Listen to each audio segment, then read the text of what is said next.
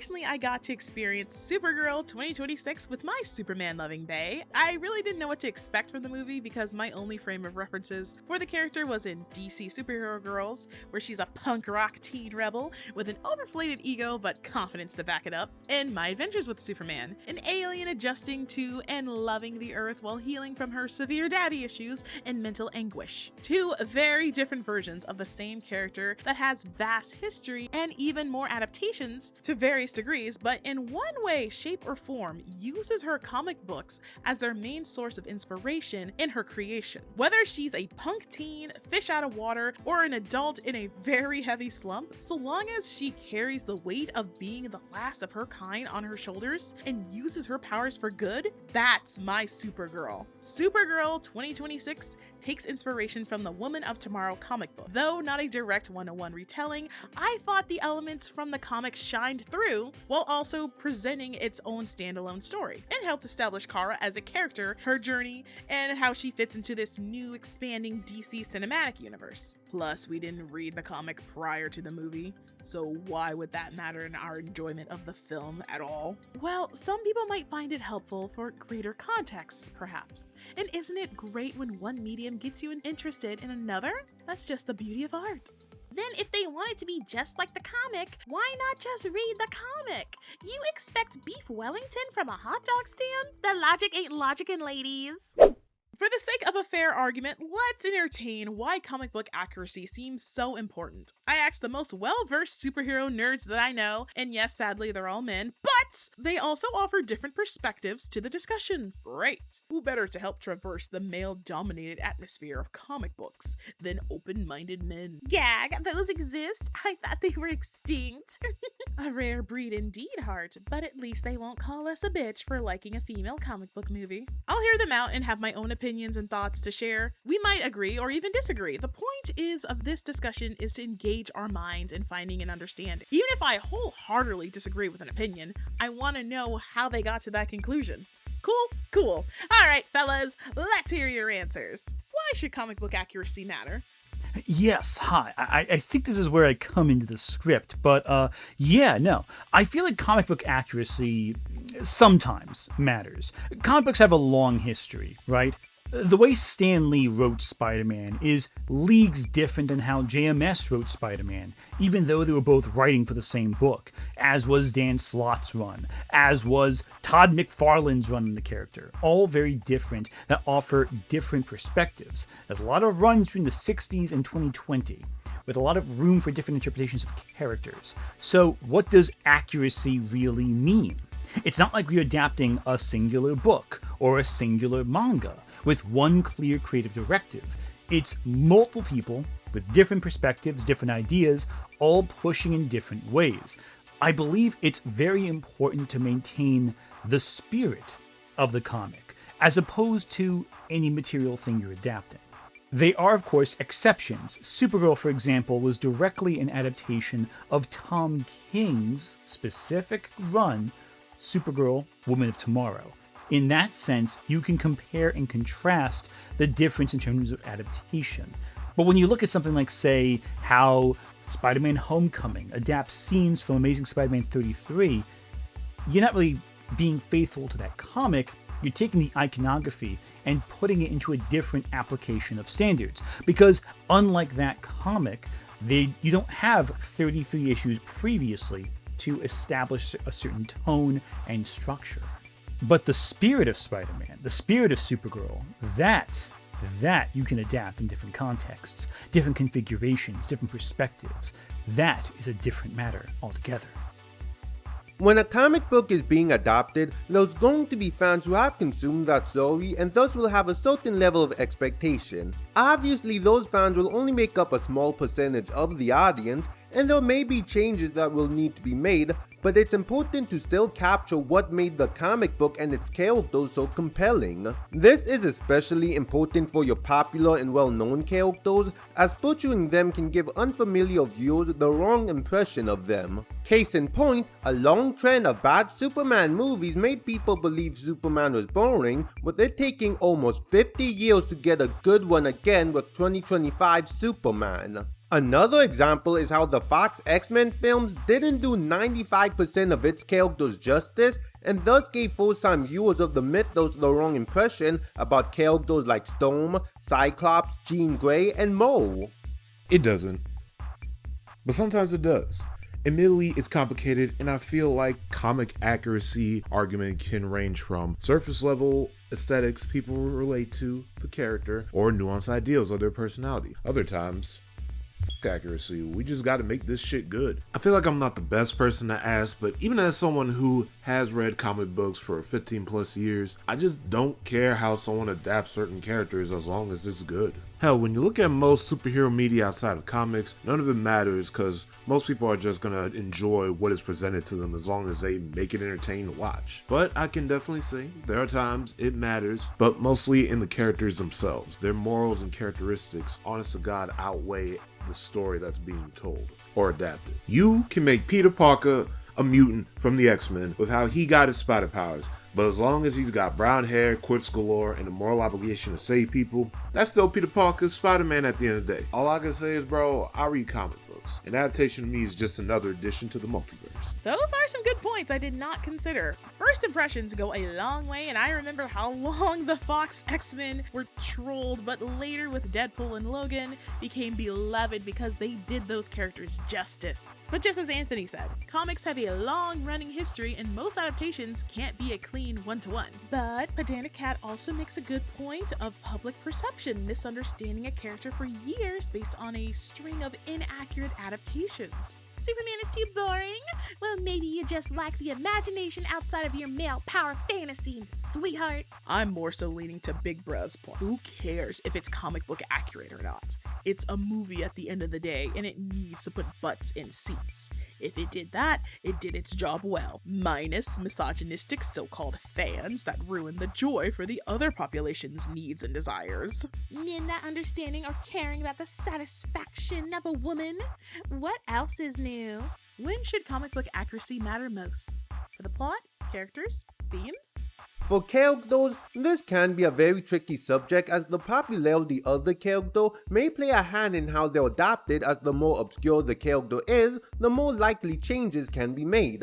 MCU Mantis is very different from comic book Mantis after all, but even then, that obscure character may be a few people's favorite. So to see them be poorly adapted will frustrate them. I suppose an important rule to keep in mind is that if it ain't broke, don't fix it unless you plan on trying to do something genuinely interesting and creative. So making it in which Kara was raised by Brainiac rather than crash landing on Earth as a teen and meeting an adult Clark Kent, that's good, that's creative. Turning Cassandra Cain from a tragic three-dimensional character who was raised to be the world's deadliest assassin since she was a baby to being a pickpocketer who needs Harley Quinn protection, that just sucks. As for comic book stories, I think you can definitely change the story as long as you still capture its core themes. Marvel Comics Civil War and MCU Civil War are vastly different, but still capture the core essence of the government wanting to have control over superheroes, with some heroes being against that.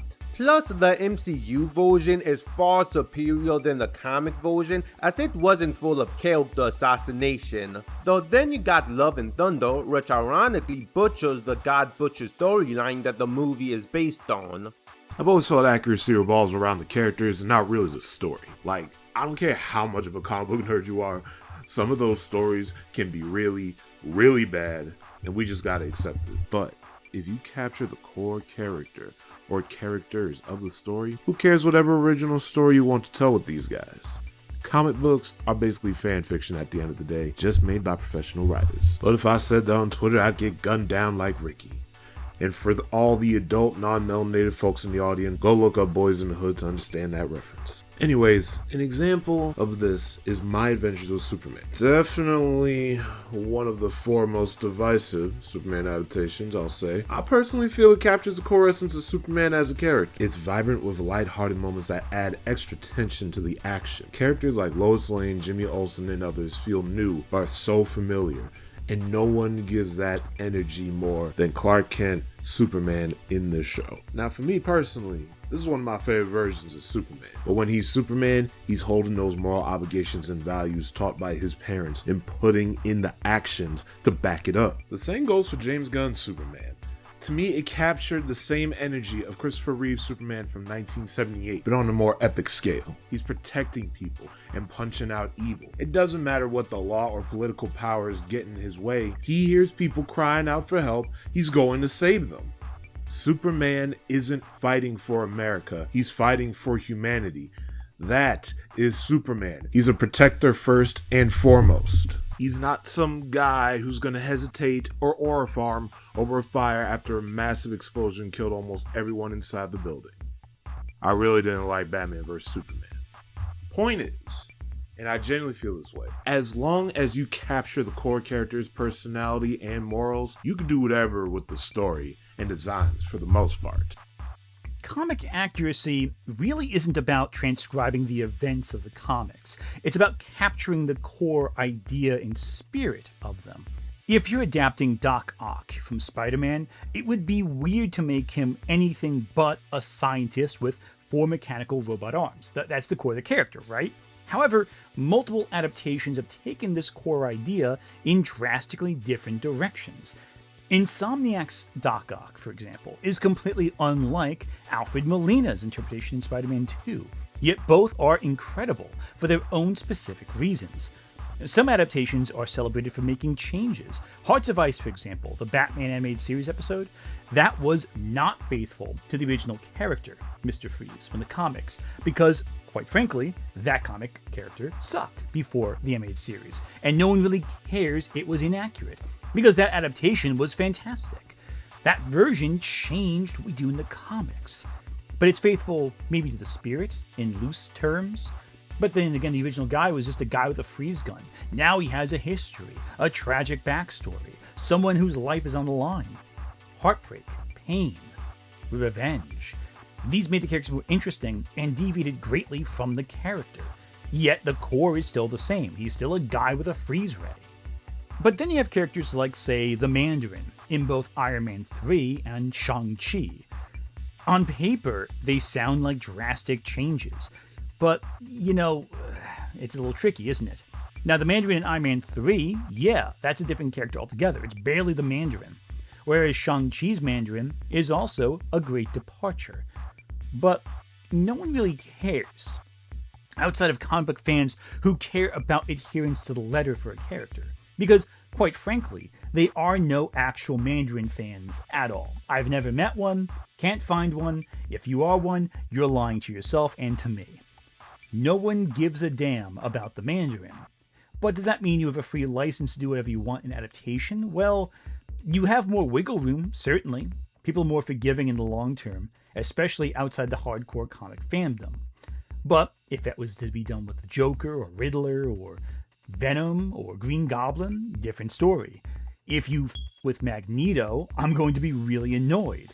But if you f with the Mandarin, do I care? I mean, not really. So yeah, they made a change, and people who didn't read the source material were the most upset that the Mandarin was different. Mostly everyone else got over it fast.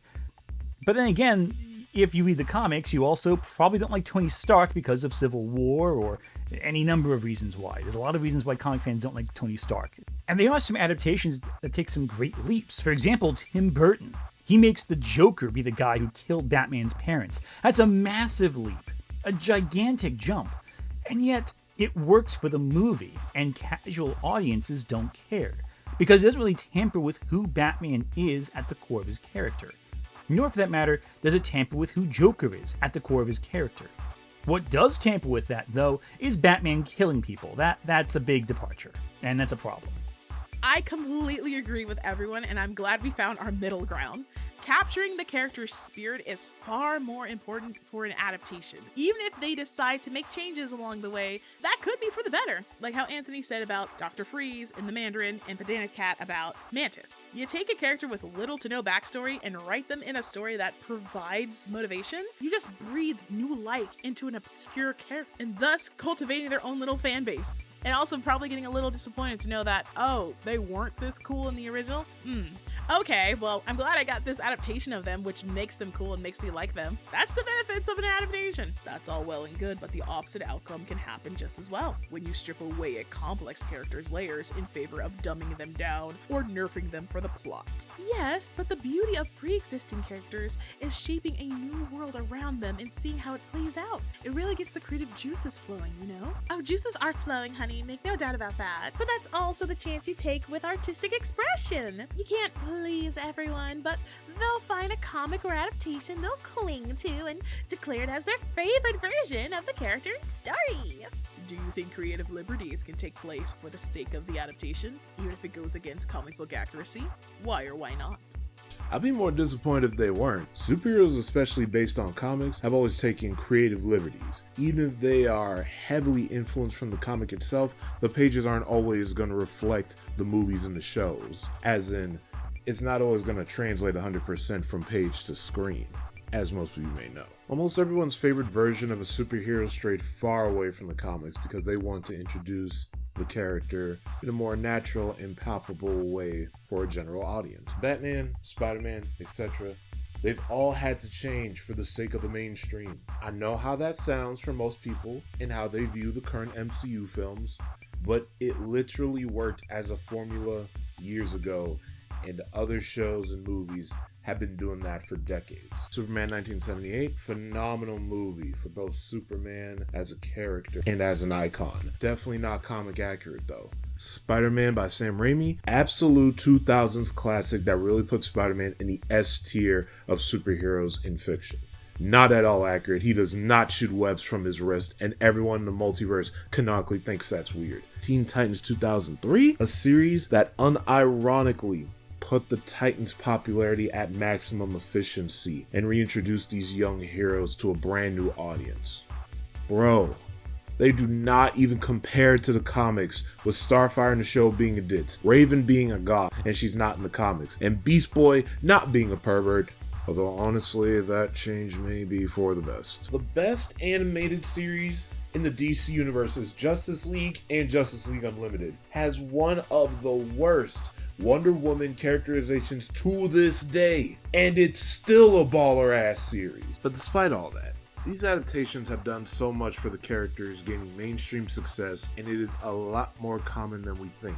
Even in manga and anime, there are so many disconnects and differences. It's not as often as comics, but just enough nowadays for people to know. Now, are there bad examples of taking liberties?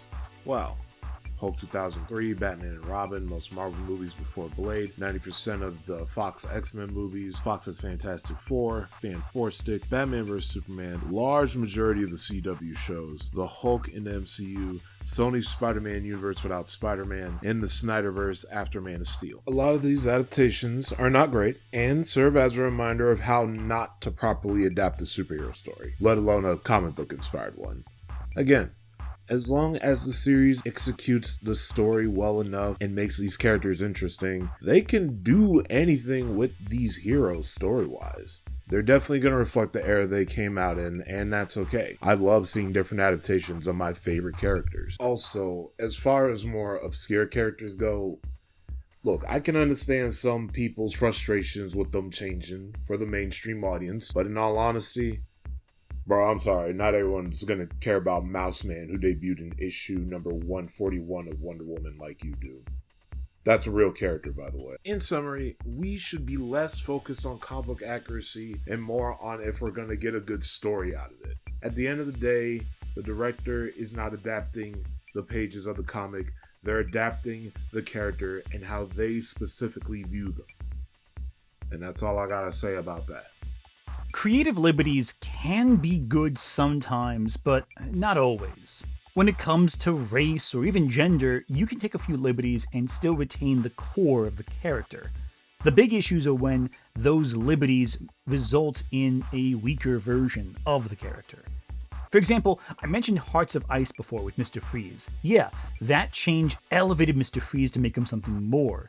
But making Batman someone who kills, like in the Tim Burton films, that lessens the character because it removes a core element of his conflict, his refusal to take a life. Alternatively, there were attempts to create adaptations of Wonder Woman that failed, in my opinion, because it took too many liberties. Joss Whedon's unfilmed script adaptation for Wonder Woman made her into a tertiary character to Steve Trevor, as well as made her basically really incompetent and stupid. And that sucks because it makes Wonder Woman less competent as a character. Alternatively, one change that did make it through to the final version was that of Carnage in Venom Let There Be Carnage. While I'm very forgiving of the Venom films in general, making Carnage into what they did, I mean, aesthetically he is Carnage, but now he's no longer this unremorseful serial killer who strives for chaos. He's a love-struck kind of guy with a mopey personality. He's not in complete symbiosis with his symbiote. These are core elements of the character that are taken too far. And yeah, it makes sense for the story being told because it ties into Venom's story, but it's not Carnage. And these deviations reduce the impact Carnage has on a story where Carnage is already barely present in his own narrative, and barely allowed to do the kind of harm that he became iconic for in the original graphic novels. Ultimately, I get why these changes were made, but they don't result in a better story, and they're also deviations that are unfair.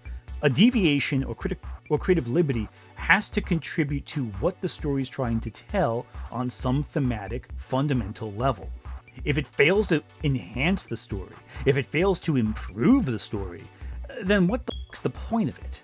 Obviously, the concept of improving a narrative is subjective, but it's incredibly disappointing when characters are completely bent out of shape for some arbitrary reason that results in a story that's less compelling than the comic you've already been reading for years already. Especially if what you get on screen is unrecognizable compared to what was in the pages of that comic you so dearly dog-eared and loved reading and reading again. 100%. After all, some of the most beloved comic book shows and movies such as 2003 Teen Titans, MCU Daredevil, the Spider-Verse films, and Matt Reeves' The Batman take creative liberties. And taking liberties can especially be welcoming in regards to adding more diversity and representation rather than having most of the cast be a cis straight white guy. At the same time though, it all depends on what creative liberties are being taken, as I believe there's a right way and wrong way to do it. For instance, Spectacular Spider-Man is regarded as the best Spider-Man cartoon despite taking liberties. Gwen and Harry are Peter's high school friends despite not meeting them until college in the comics. Black Cat's father is now Uncle Ben Kilo, the symbiote crashing on Earth rather than Peter obtaining it in secret roles, etc. Yet none of these changes bother me as the show is still capturing the core essence of the mythos. But then you got something like Friendly Neighborhood Spider-Man, whose deviations from the mythos completely misunderstands what made the character stand out. They have Uncle Ben die from an illness rather than Peter's selfishness, which erases the guilt that he would carry with him. He's given access to high-tech equipment from Norman Osborn to fight crime, when the whole point of the character was that he had limited resources to work with. And Peter himself is too damn nice and altruistic in this show. Yes, he has a good heart and can be a dog, but he should also be a bit arrogant along with having more of a chip on his shoulder, as it helps him feel more relatable. There's still enjoyment to be had with Friendly Neighborhood, such as the show returning to Spider-Man's street-level roots with the story still being engaging, but it's these specific changes that bugs me. Okay, I haven't had the chance to watch Friendly Neighborhood as of yet, but hearing that change to Uncle Ben is really irritating me from a storytelling perspective. That completely undermines Peter's burden of great power, great responsibility. Removing Peter's fault in Uncle Ben's death just sanitizes his virtues instead of grounding him into the harsh reality of what it means when you don't help where you could have. I love nerdy poor Peter Parker, who actually makes his tech from a box of scraps in a beaten down apartment. And don't even get me started on Man of Steel. That's for the next section. Poor Foreshadowing is a literary device. But yeah, I think I understand the frustration of creative changes that actually do more harm to the character and story than good. But changing a white guy into like a woman of color is nice on paper, but if they're not gonna acknowledge the purpose of the change or give her an active role in the story, then she just becomes set dressing for diversity, honestly. And I hate that. But I'm also all for adapting the existing diversity of comic book characters that we have now, but if changes are made from a non-diverse character to be diverse, I want that to have intent behind it. I want it to be as purposeful as though this is an original character. And then at that point, I know what you're thinking. Oh, just make an original character. We do! They do! Niggas will bitch either way. Ever want to hear how women are emotional when every time a man sees a different person with not a penis? God. And please don't even try to play the if the roles were reversed card, because a white Black Panther and a white Storm would actually be character assassination for these comic book dude bros who pretend to care because they have an excuse to be racist and misogynistic about it. As a non-comic book fan or non-comic book active reader, I loved Teen Titans 2003 and Raimi's Spider-Man. I love organic webbing. It just makes sense, and it made sense for the story, and I love how it affects his mental and how it affects his powers. I love that internal struggle from what the film showed from that. Venom was done really stupid in the third. I ain't gonna hold you on that one. But I love Raimi's Spider-Man. I don't care if it's accurate. Those adaptations were my introduction to the characters and got me invested in their stories.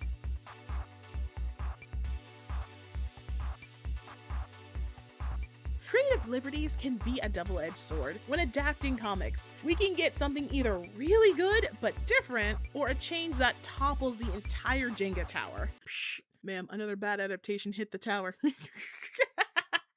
For as much as I did love the Venom movies, I did feel unsatisfied with Carnage as well. For the story it was telling, fine, but I was hoping for more bloodthirsty killer and not sidelined third-party player in his own movie debut. But we only know the basics of Carnage in the first place, and for what was in the movie, it still had fun, spectacular visuals, paired with lovely comic book cornball drama. Well, there you have it. Every lid has its pot. Why comic accuracy doesn't matter. Okay, let me take a step back here. I know I was saying no one cared about the Mandarin when it happened, but comic fans have a habit of being very, very, very upset if any changes are made. While I joked and said that no one's a Mandarin fan, one common thread is that every character is someone's favorite character. And if you mess with that, you might actually upset that reader. That's not to say that accuracy doesn't matter at all, but there should be some attempt to recreate what's in the comic in some capacity if you're adapting it.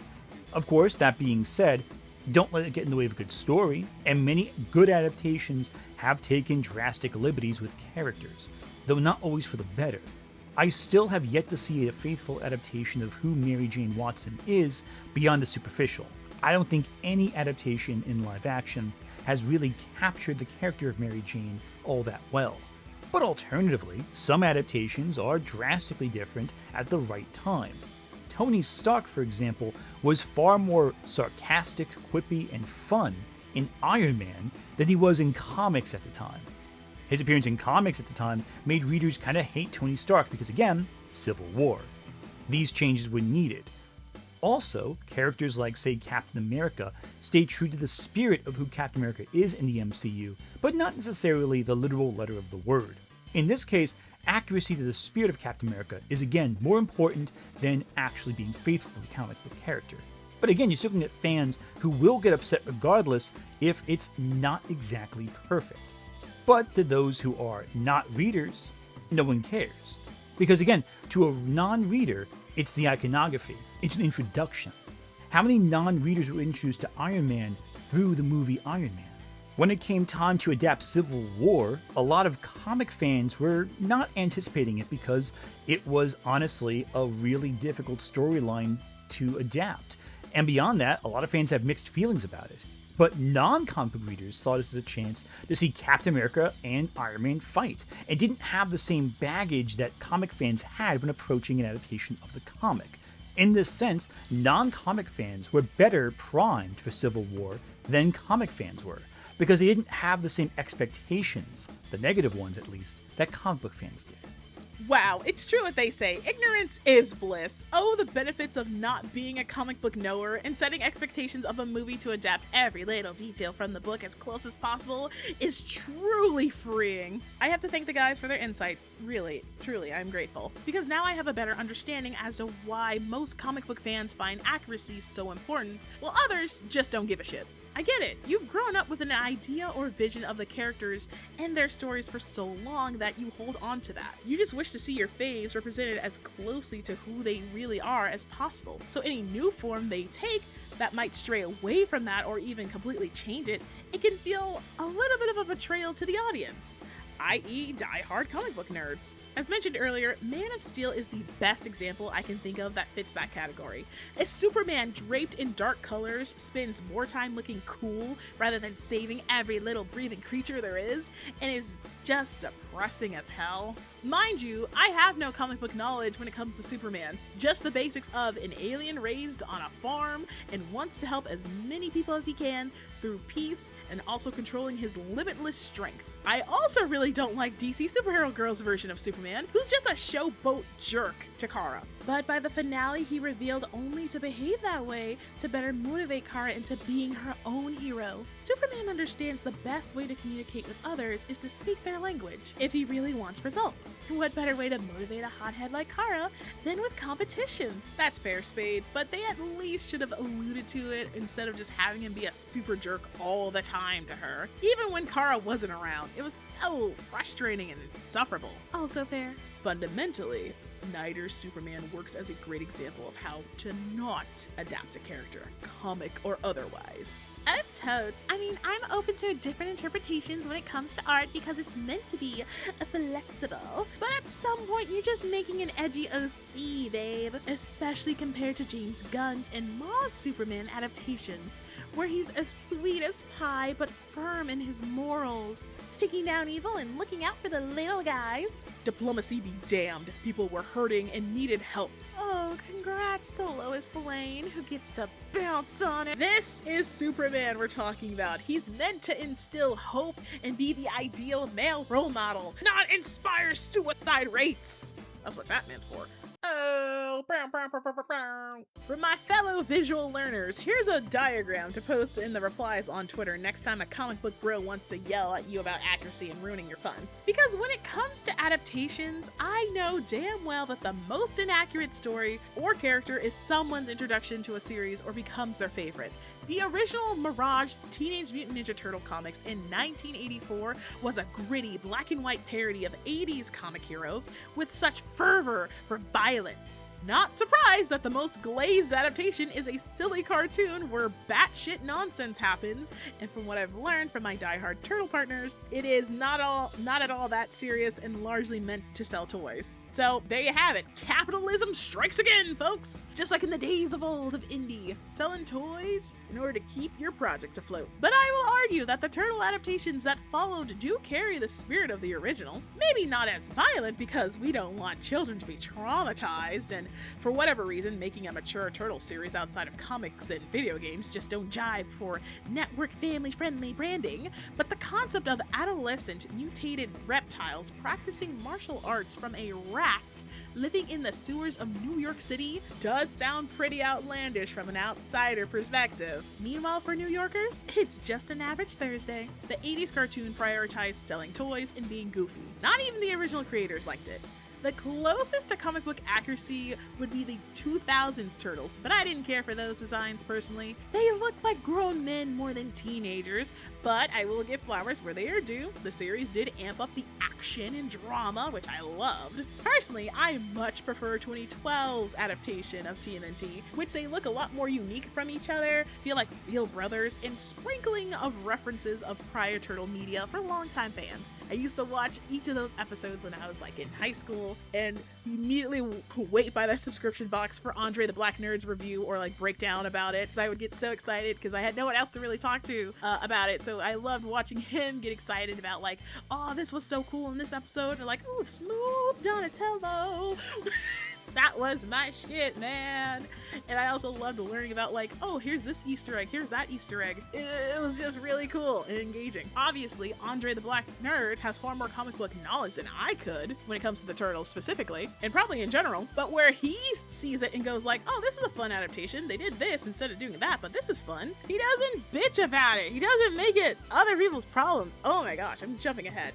Back that thing up. Oh, I missed watching Andre on the Saturday mornings. Oh, it was so cool to see a black boy join Giddy. Now that's how you get a win-win adaptation. It's fun, dramatic, and non-distracting fan service. And even if there was fan service, I didn't realize it. I didn't pick up on it at that age. But he did. And it makes learning about the medium even better. Yes, but what about the romantic plot lines? What romantic plot lines? We don't talk about them. Unless it's Raphael and Mona Lisa. And she's so much taller than him and is able to bite back. Oh, Raph loves a girl who can stand on her own. Ooh, OTV, lick it, stamp it, ship it. Rise TMNT made Raphael the eldest and the leader of the group, which was a massive departure from the norm, but done with reason that later had Leo stepping into the role of leader anyway, so wasn't really all that different if we were just going back to square one. It was different enough, not what was expected, and dared to break from the 4-decade-long mold of what audiences were used to. Different doesn't make it bad, it makes it unique, and may even surprise you when given the chance. And with that being said, I'm so excited for the Teeny Mutant Ninja Turtle show! I've been waiting for them to get hit with the babyfication reboot beam for years now. Ah, they're so cute, little turtle martial artists! I always love in any TMNT medium when they have an episode that focuses on their origins and shows them as toddler turtles or baby turtles. So having an entire show or even like a couple of shorts with them as babies just sparkles my heart. Oh my god, look at the little teeny tiny turtle babies. Oh my gosh, they're so cute. Oh my god. Look at these little babies playing with knives and swords. Yes, you are. Who's gonna take down an evil criminal organization? You are. Yes, you are. Who's gonna take down the evil Krang? Who's gonna kill a murderous psychopath who was inspired by a cheese grater? You are. Yes, you are, you little cutie little turtle shells. Ah!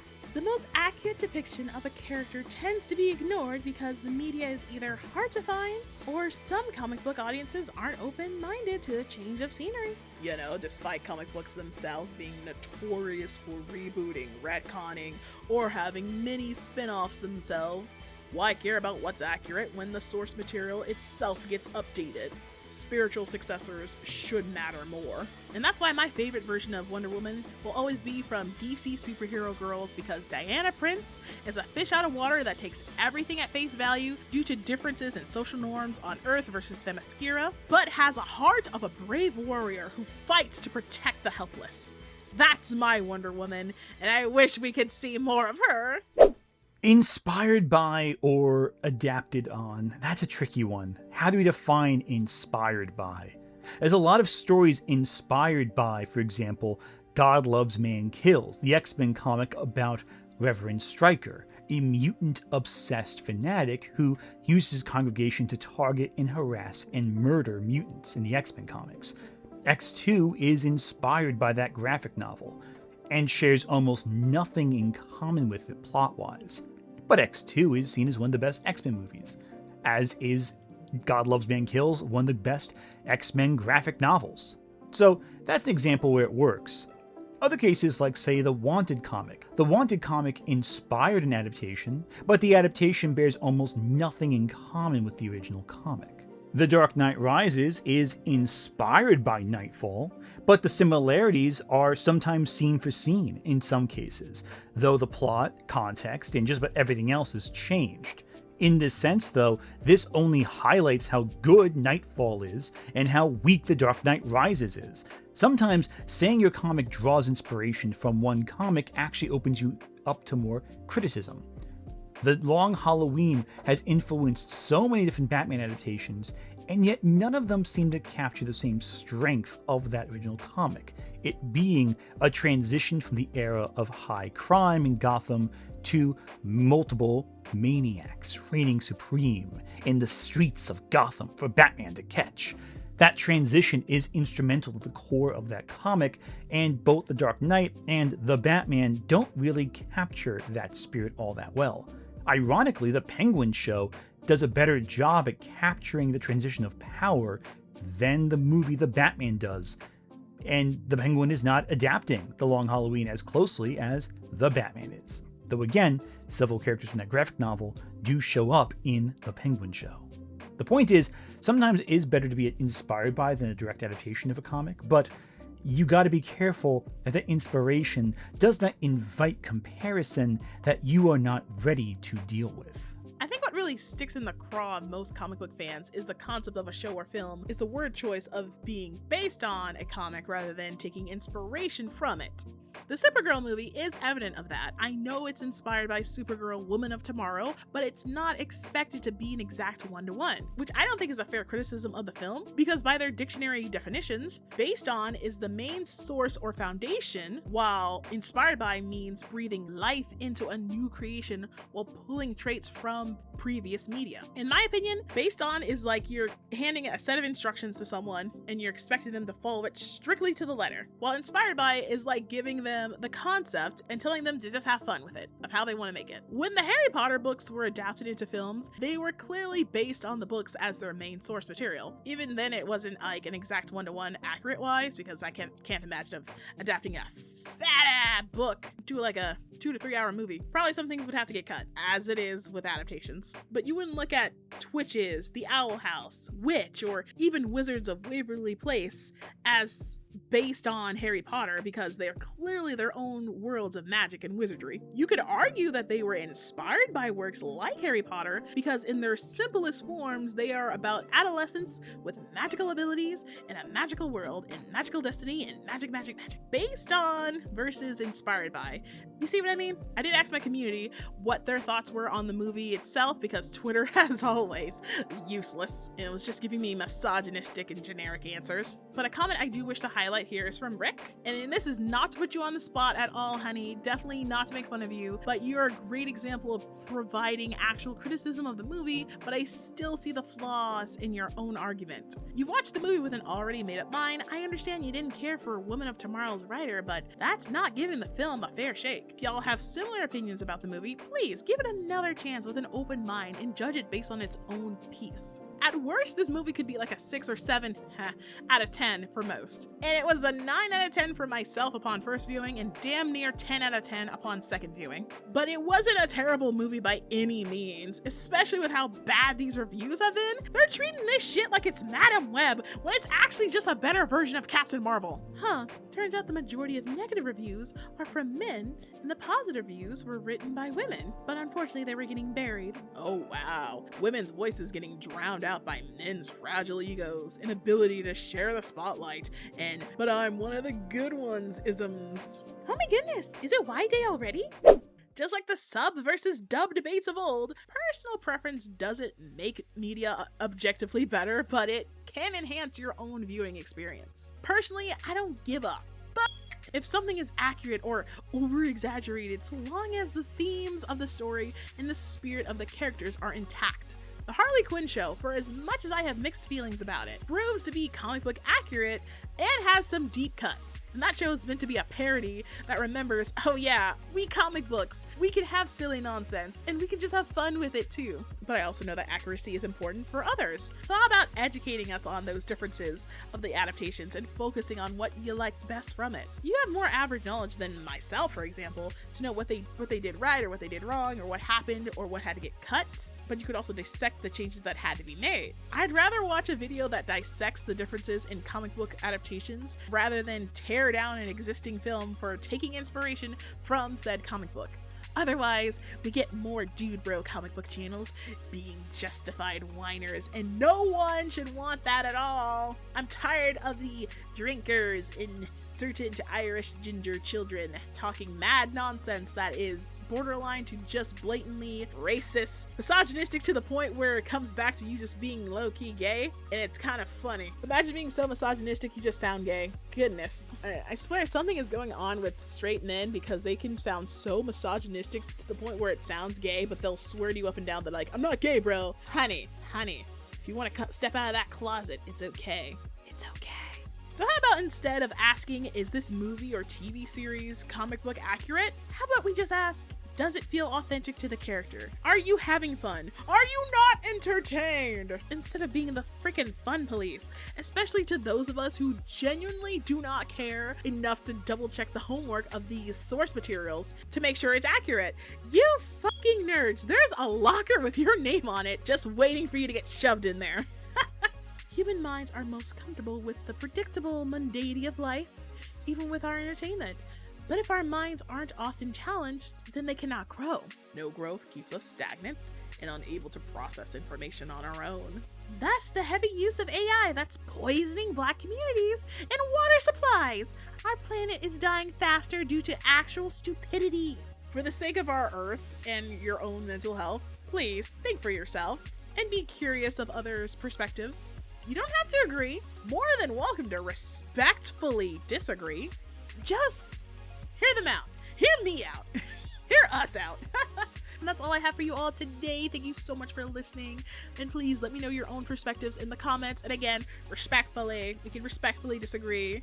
We don't have to throw names around, guys. And I know a majority of my audience, they don't. You guys don't. You guys are so good. You're so well behaved. It's these other people who are not knowers that keep being disrespectful. And I don't want that disrespect to happen to you guys. But okay, I look forward to seeing some good conversations in the comment section.